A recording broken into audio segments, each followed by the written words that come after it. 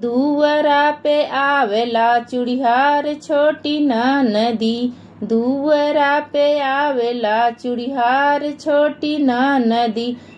नाही पहिरब नीली नाही पहिरब पीली, लाल लाल पहिरब हम छोटी नदी। नाही पहिरब नीली नाही पहिरब पीली, लाल लाल पहिरब छोटी नदी। दुअरा पे आवेला चूड़िहार छोटी नदी। दुअरा पे आवेला चूड़िहार छोटी नदी। हे मोरी ननदी पैया तोहरे लागी, दाई दे तू अपने भैया के बोलाई छोटी नदी। हे मोरी ननदी पैया तोहरे लागी, दाई दे तू अपने भैया के बोलाई छोटी नदी। दुअरा पे आवेला चूड़िहार छोटी नदी। दुअरा पे आवेला चूड़िहार छोटी नदी। हम पहिरब पहली भारी भारी चूड़िया, चूड़िया के दाम आके चुकाई दे तोहर भैया छोटी नदी। हम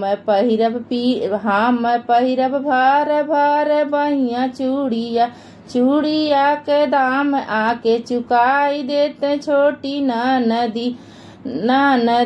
दुअरा पे आवेला चूड़िहार छोटी नदी। दुअरा पे आवेला चूड़िहार छोटी नदी। हम नाही बोलब भौजी अपने बीरानवा, कह तू तो बोलाई देत तोहरे बीरानवा के। हम नाही बोलब भौजी अपने बीरानवा, कह तू तो बोलाई देत तोहरे बीरानवा भौजी। दुअरा पे आवेला चूड़िहार छोटी नदी। दुअरा पे आवेला चूड़िहार छोटी नदी। जो तू बोलबू हमरे बीरना से, तू है बनाई भौजी नदी छोटी नदी। जो तू बोलबू हमरे बीरन से, तू के बनाई भौजी नदी छोटी नदी। दुअरा पे आवेला चूड़िहार छोटी नदी। दुअरा पे आवेला चूड़िहार छोटी नदी।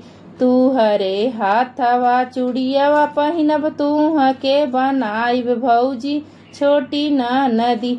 तो हरे ही हाथवा से चूड़िया पहिनब, तू के बनाइब भौजाई छोटी नदी।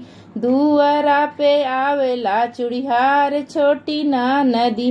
दुअरा पे आवेला चूड़िहार छोटी नदी।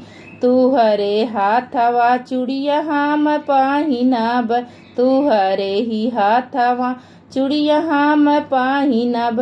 ओकर दामवा दिहो हमार भैया छोटी नदी।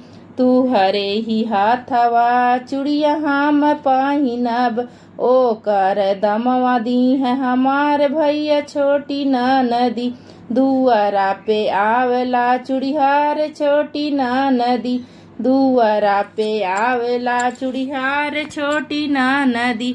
मेरा गाना आप लोगों को कैसा लगा कमेंट करके जरूर बताना।